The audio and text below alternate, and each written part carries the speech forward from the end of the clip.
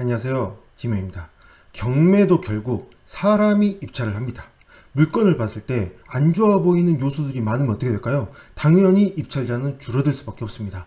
자, 입찰자가 줄어들었는데 좀 더 멀리서 바라보고 물건을 바라봤을 때 나쁘지 않다, 괜찮다 그러면 이런 물건이 오히려 나한테는 기회가 될 수도 있겠죠? 물론 시세보다 훨씬 저렴하게 받았을 때 얘기입니다. 자, 서울시 은평구에 있는 아파트입니다. 전용은 17.572평인데 이걸 공용으로 바꾸면 22평형 정도 아파트는 22평형 아파트입니다. 감정평가 금액은 3억 5,600만원입니다. 자, 이 물건 지도부터 먼저 보도록 하겠습니다. 자, 지도를 보시면 바로 이곳에 위치하고 있는데요. 조금 축소를 해봐서 보시면 이쪽에 응암역이 있고요. 보다시피 거리가 좀 있습니다. 지하철역에서. 그리고 거의 구석에 있습니다. 이 정도면 뭐 딱 지도만 봐도 이거 정말 구석에 있는 그런 안 좋은 위치에 있는 그런 아파트구나 라는 걸 그렇게 보이겠죠. 그리고 이 아파트 겨우 동이 2개 동밖에 없습니다. 2개 동에 몇 세대냐? 290세대입니다. 이 정도면 뭐 거의 나홀로 아파트에 가까울 정도로 굉장히 세대수가 적은 아파트죠. 그렇기 때문에 아무래도 선호도가 떨어질 수밖에 없겠죠. 자, 이 물건 1993년도 보존 등기거든요. 그러면 지금 몇 년 흘렀나요? 28년 흘렸습니다. 뭐 이 정도면 정말 수리를 많이 해야 되는 그런 아파트가 될 수밖에 없겠죠. 이 물건 지금 현재 소유자가 살고 있는데, 현재 소유자는 2011년 5월달에 들어왔으니 지금 10년이 흘렀죠. 그러면 당연히 수리비는 많이 들어갈 걸로 보여집니다. 자, 다시 또 봐보면 여기 지금 버스가 바로 앞에 있습니다. 이 바로 앞에 버스 있는 건 좋잖아요. 그런데 이 버스를 한번 클릭해보면 겨우 한 대입니다. 한 대. 버스가 많이 다니는 것도 아니고 겨우 한 대의 버스가 다닙니다. 이 정도면 뭐 이 버스를 기다리려면 정말 답답한 생각이 좀 들긴 하겠죠. 버스가 겨우 한 대니까요.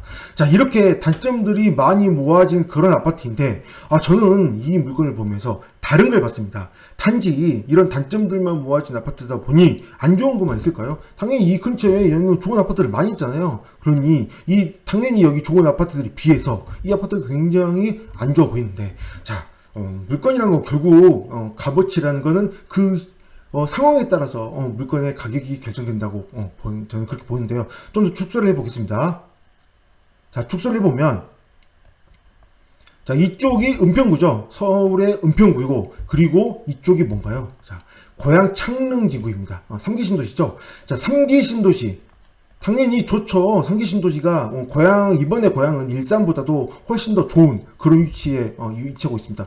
보다시피 일산은 저쪽 멀리 있고, 그 다음에 고양 창릉지구는 서울에 훨씬 더 가까운 곳에 있기 때문에 이번에 고양 창릉지구는 일산에 비해서 훨씬 좋은 위치로 판가름이 돼서 좀 위치가 좋아서 금액이 좀 나오지 않을까 좀 생각을 해보게 되는데, 자, 그런 고양 창릉지구가 뜨면 뜰수록 은평구가 아무래도 은평구도 그 영향을 받겠지만, 은평구와 고양 창릉지구 사이에 있는 바로 이 아파트는 어떻게 될까요?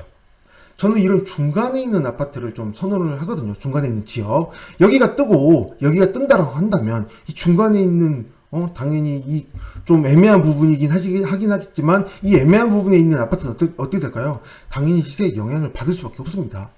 그래서 저는 이 시세에 영향을 받기 때문에 떨어질 아파트는 아니라는 거죠. 이 금액대가 아무리 소형 아파트이긴 하지만 떨어질 금액대는 아니라고 저는 그렇게 보여주고요. 그 다음에 여기 겨우 아파트 앞에 버스가 한 대 다녔잖아요. 한 대. 이제 이 버스 노선도를 살펴보면 7728인데 노선을 살펴보면 디지털 미디어 시티역, 홍대 입구역, 신촌역까지 바로 갑니다. 여기서. 그러므로 이 정도만 돼도 충분히 회사 출근하는데 문제가 없는 그 정도 되는 아파트이지 않을까, 좀 그런 생각을 좀 해보게 되고요. 자, 이 물건 또 재밌는 거는 최근 낙찰 사례를 보면 좀 재밌는 상황들을 볼 수 있는데요. 자, 이 물건 최근 낙찰 사례가 없습니다. 2016년도, 14년도, 13년도 뭐 이렇게 오래된 거리밖에 없거든요. 그런데 지금 보다시피 신건에 낙찰되었는데 입찰자가 몇 명이냐면 한 명이었습니다. 한 명이었고요. 그 다음에 이때는 한번 유찰된 상태였죠. 2014년도 낙찰은 한번 유찰된 상태였는데 이때는 몇 명이 들어왔냐면 4명이 들어왔었습니다. 4명. 한번 유찰됐는데, 그리고 물론 뭐 불허가 떨어지고 다시 재매각을 했는데 1명이 들어왔었고요. 1명이 들어왔습니다. 그 다음에 이때도 한번 유찰된 상태 몇 명이 들어왔냐면 4명이 들어왔었고요. 그 다음에 여기도 한번 유찰된 상태에서 4명이 들어왔습니다. 자, 한번 유찰이 되어야 4명이 정도 들어오는 거, 신건에서는 1명이 들어올 정도로 굉장히 선호도가 떨어진 아파트입니다. 이게 뭐 좋다 안 좋다의 그런 기준이 아닙니다. 입찰자가 적다는 얘기를 저는 하고 싶은 거죠. 입찰자가 적으면 내가 낙찰될 확률이 높아질 수밖에 없잖아요. 자, 이 물건 한번 시세를 보도록 하겠습니다. 이 물건 지금 58.09, 17.572평인데요. 시세를 보면, 실거래 시세를 보면, 이 물건 지금 73제곱미터가 공용면적이거든요. 58.09니까 바로 이 물건이거든요. 그래서 평수로 바꾸면 20평 맞죠? 그래서 실거래 시세를 봐보면 거래가 거의 없습니다. 거래가 거의 없는데 지금 감정평가를 봐보면 3억 5천 6백만 원이거든요. 층수는 괜찮습니다. 층수는 굉장히 좋은 층수입니다.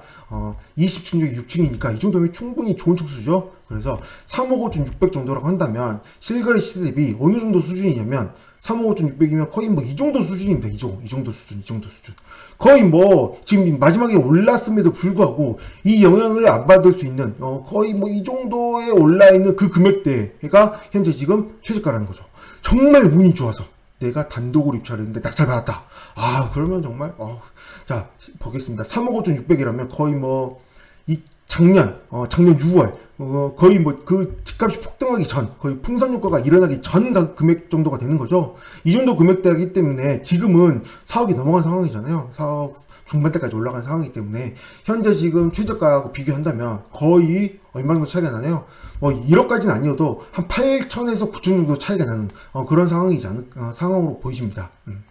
자, 단독으로 낙찰될 확률을 얼마나 했을지 모르겠지만 그래도 좀 노려볼만 하지 않을까요? 다른 물건 수십 명이 들어오는 그런 물건보다는 그래도 이런 물건 혹시나 투자자들만 들어온다면 거의 뭐 바닥 근처에 있어서 혹시나 물론 어떤 실거주 하시는 분이 4억을 넘겨서 딱 낙찰을 받아버린다 뭐 그런 방법 없겠지만 혹시나 운에 따라서 또 어떻게 될지 모르잖아요. 그래서 저는 경매는 결국은 사람 입찰하다 보니까 이렇게 안 좋아 보이는 그런 물건을 좀 더 미래를 바라보고 아직 시세가 이 정도면 거의 뭐 시세가 적용되긴 했지만 그래도 좀 더 여기서 더 떨어질 것 같지는 않다라는 거죠.